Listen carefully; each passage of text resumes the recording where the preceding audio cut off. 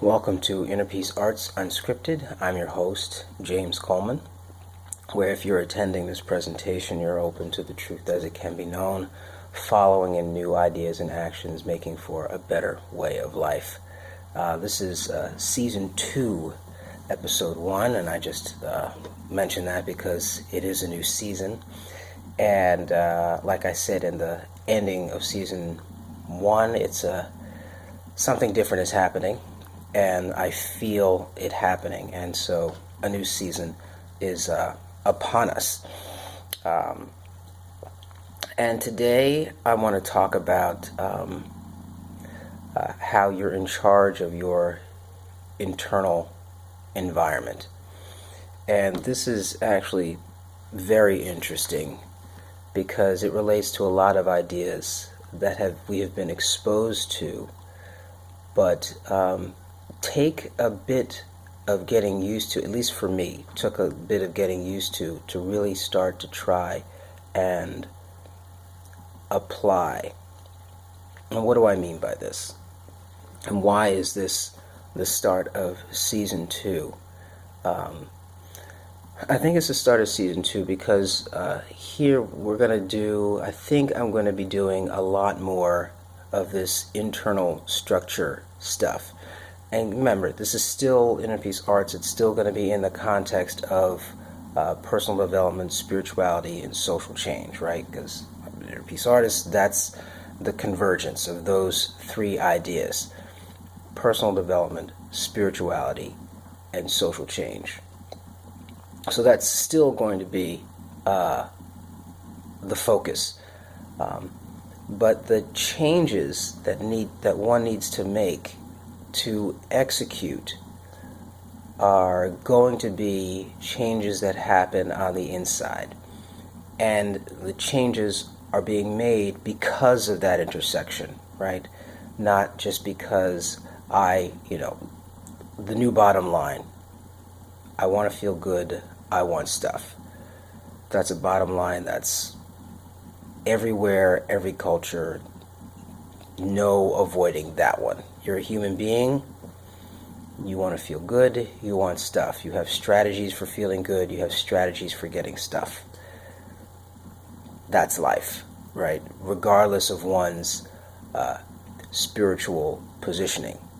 So here we're going to see, right, that spirituality is an overlay, kind of like a cerebral cortex, right? Is an overlay on top of this basic drive, desire, whatever you want to call it, for feelings and stuff. And so we're going to start to see that overlay happen here a bit more in Season 2 and see how it comes in and pushes you in certain directions to want certain things over other things in order to create a better way of life for more people. If everybody is 100% concerned only about themselves, the human species does not survive, right? And there's certain kinds of interactions that feel better than others, right? It's like when you think about music and what makes music work, right? You have a line, right? It feels good. And I can't do it, but I've listened to some instructional videos where they take the rules that make that sound good and break them, and it sounds awful. But it's the sound and that feeling is generated because you're a human being, because you understand that there are rules for a better way. So over here we're going to be thinking about these rules for the inside, how they're going to be expressed on the outside, and then how you're going to relate to the outside with these new rules. So I think that's going to be more about what's happening in Season 2 than kind of the organizing of the frame ideas, about religion and technology. We're going to use all of that stuff. There will probably just be fewer episodes on that alone. But there'll still be some of that, of course, because it's unscripted and who knows what's going to be coming. It's like a river, but there's a difference between the river at the spring, right? Take the Hudson River, it starts somewhere, I don't know where it starts, somewhere probably in upstate New York. By the time it gets to New York City, it's just, it's mammoth, right? So that's another analogy for what's happening here at Inner Peace Arts Unscripted. So what was I talking about? I was talking about we're controlling, or we're in charge of our internal structure. And, this idea is not new.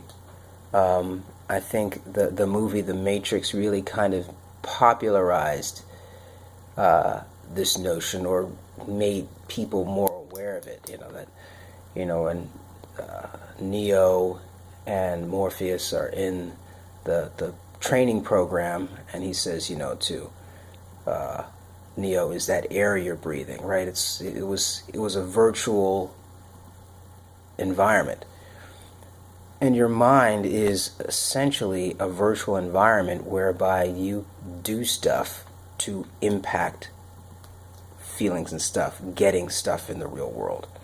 And of course, there's problems that come when you can't get what you want and you use the virtual environment to make it up, and there's a disassociation between the real outside world and your internally constructed world. So there is an internal structure, and you're in charge of it, and being in charge of it is actually a different kind of a way to even see the world. Because one, notice how that construct is not spiritual, right? Yet it has serious spiritual implications, which we'll probably explore at some other time. And some of those implications include, okay, how did I get this space where there are essentially, or there are very few rules, and certainly not as many rules as there are in the outside world. I mean, if I want to fly to Paris right now, in my virtual experience, I'm gone, right? Doing that in reality takes a lot more effort, a lot more transformation of energies and so forth.